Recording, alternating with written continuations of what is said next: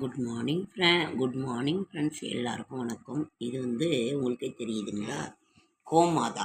கோமாதா பசுவோட கோமாதா தன்னோட கன்றுக்குட்டியோடு இருக்கிற அந்த ஒரு இதுதான். இது ஒவ்வொரு வீட்லேயுமே இருக்கிறது அவ்வளோ ஒரு சிறப்பானது, ஒரு ரொம்ப நல்லது. நம்ம கோனா பசு, அந்த கோ இருக்கிற இடம் எப்பவுமே செல்வ செழிப்பு நிறைந்ததாக தான் இருக்கும். அதுக்கு தான் கோவிந்தா கோவிந்தா கோவிந்தான்னு நம்ம சொல்லும்போது நம்மளுடைய கஷ்டங்கள் கடன்கள் அத்தனையும் தீர்ந்து நம் வீட்டில் செல்வ செழிப்பு நிறைக்கும். பசுக்கள் நிறைந்த இடம் செல்வம் நிறைந்த இடமாகத்தான் இருக்கும். அதுக்காக தான்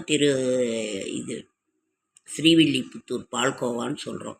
ஸ்ரீவில்லிபுத்தூரை ஆண்டாள் அவதரித்த அந்த ஒரு தினம் நமக்கு அந்த ஒரு இடம் பசுக்கள் நிறைந்த இடம். அதனால தான் அங்கே பால்கோவா இருக்கிறது. பால் தயிர் நெய் இது எல்லாமே இருக்கும். அதனால் பசுக்கள் இருக்கின்ற இடம் செல்வம் நிறைந்த இடமாக. நமது இந்து தர்மத்தில் பசுவை நாம் தெய்வமாக வழிபடுகின்றோம். அதாவது தாயை விட சிறந்தது பசு.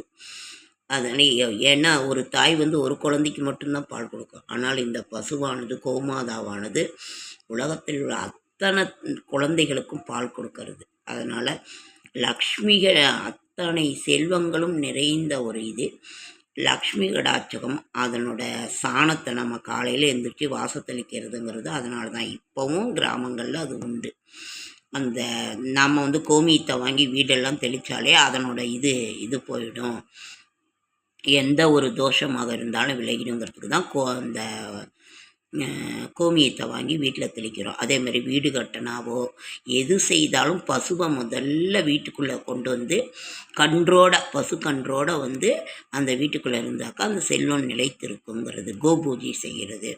கோவிலுக்கு நாம் நாம் மாட்டுப்போம். அதுக்கே ஒரு பண்டிகை நாள்னே இருக்குது. கோவிலுக்கு நம்ம வாழைப்பழம் தட்டு வாங்கி கொடுக்கலாம். நம்ம அதுக்கு என்னென்ன சாப்பிடுது காய்கறிகளோ ஏதோ ஒன்று நம்ம வாங்கி கொடுக்கறது ரொம்ப ரொம்ப சிறப்பானது. அமாவாசைன்னா அவுத்திக்கீரை கொடுப்பாங்க. அவுத்திக்கீரையை விட நம்ம இந்த தட்டெல்லாம் வாங்கி கொடுத்தோன்னா ரொம்ப சிறப்பு. விற்கிறாங்க 10 ரூபா தான். 10 ரூபா 20 ரூபா எவ்வளோ நாளும் விற்கிது. அங்கங்கே தட்டு விற்கிது. தட்டு அப்புறம் ஒரு சிலர் புண்ணாக்கு நெல் தவிடு அதை கரைச்சி போடுவாங்க. கரைச்சி இது பண்ணுவாங்க. ஆனால் சாதம் கொடுக்கக்கூடாதுன்னு சொல்லுவாங்க ஃப்ரெண்ட்ஸ். ஏன்னா வயிற்றால் போயிடும். சாதம் நீஸ் தண்ணி குடிக்கலாம். நீஸ் தண்ணி அந்த கோவிலுக்கு கொடுப்பாங்க. ஆனால் சாதம் கொடுத்தா வயிற்றால் போயிடும்னு சொல்லுவாங்க. அதை கொடுக்க மாட்டாங்க. அதனால் பசுக்கள் ஒரு வீட்டில் செல்வம் நிறைந்து இருக்க வேண்டுமா, அதை பின்னாடி தொட்டு கும்பிடுவாங்க. இல்லாட்டினாக்கா இது பண்ணுவாங்க. கோமடம் ஒரு கோவில்லையுமே இருக்குது அந்த பசுவிற்கு.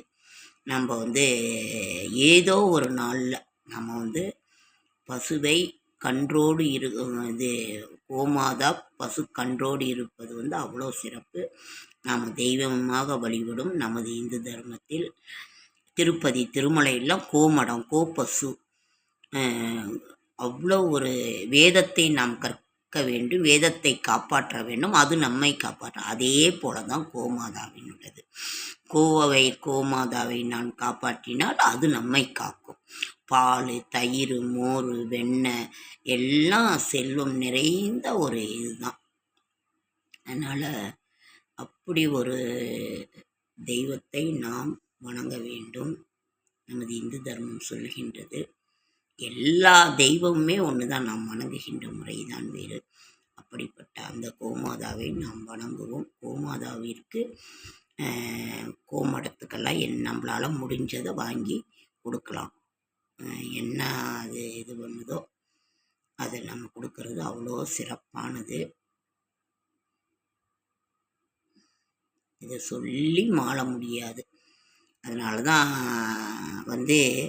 அகத்தியர்கிட்ட போய் இவர் கேட்பார், எனக்கு ஒரு பசுவும் கன்றும் கொடுங்க, என் மனைவியும் குழந்தையும் வச்சு நான் காப்பாற்றிக்கிறேன்னு சொல்லுவார். முதல் நாள் கேட்பார். நான் இந்த கதையை ஏற்கனவே சொல்லியிருக்கேன். அதாவது ஏழுமலையான் அப்போ அவர் வெளியில் போயிடுறாரு. சீடன் மட்டும்தான் இருக்கிறாரு. அப்போ அவர் கொடுக்கல. அப்போ தான் சீடன் இல்லை, குரு வந்த வாட்டி தானே நான் கொடுக்க முடியும், நான் எப்படி கொடுக்க முடியும்னு அவர் சொல்கிறாரு. அப்புறம் அவர் கோவிந்தன் சரின்னு போயிடுறாரு. நம்ம ஏழுமலையான், திருப்பதி ஏழுமலையான். போன உடனே அப்புறம் அவர் வந்த உடனே, ஐயோ ஏன் நீ கொடுக்கலாம்ல, நேற்றே அவர் கேட்டார், நான் இன்றைக்கு தரேன்னு சொன்னேன், அவர் கொடுக்கலையான்னு சொல்லுகின்ற பொழுது, அப்போ வந்து அவருக்கு பிடித்த நாமம் கோவிந்தா நாமம் தான் திருப்பதி ஏழுமலையானுக்கு. அப்போ தான் அந்த பசுவையும் கண்டோடையும் கூட்டிகிட்டு கோவிந்தா கோவிந்தா அப்படின்னு சொல்லிட்டு பின்னாலேயே ஓடுவார்.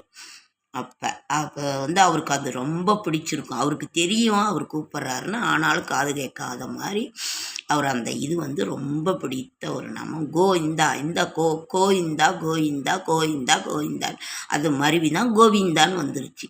கோ என்பது பசுக்கு, பசுக்களிடத்தில் பிரியமாக இருப்பவர் தான் அவர் ஒரு இது. கிருஷ்ணரெல்லாம் எந்த நேரமுமே பசுக்களோடு தான் இருப்பார். அதனால் அவர் வந்து இந்த கோவிந்தா என்கின்ற நாமம் அவ்வளவு அருமையான ஒரு நாமம். ஒவ்வொன்றும் நமது வாழ்க்கையின் மிக அருமையான, நமது கஷ்டங்களை போக்குகின்ற அந்த நாமத்தை சொல்லுவோம். கோவை வணங்குவோம். கோமடத்திற்கு நம்மளால் ஆனதை ஏதாவது ஒன்று செய்யும். ஓகேங்க ஃப்ரெண்ட்ஸ், நன்றி நன்றி நன்றி. கோவிந்தா கோவிந்தா கோவிந்தா கோவிந்தான்னு சொல்லுவார், கொடுப்பார். அது அப்படியே மருவி கோவிந்தான்னு வந்துருச்சு. அவருக்கே பிடித்த அந்த ஒரு நாமம் கோவிந்தா கோவிந்தா கோவிந்தா. ஓகே ஃப்ரெண்ட்ஸ், நன்றி நன்றி நன்றி.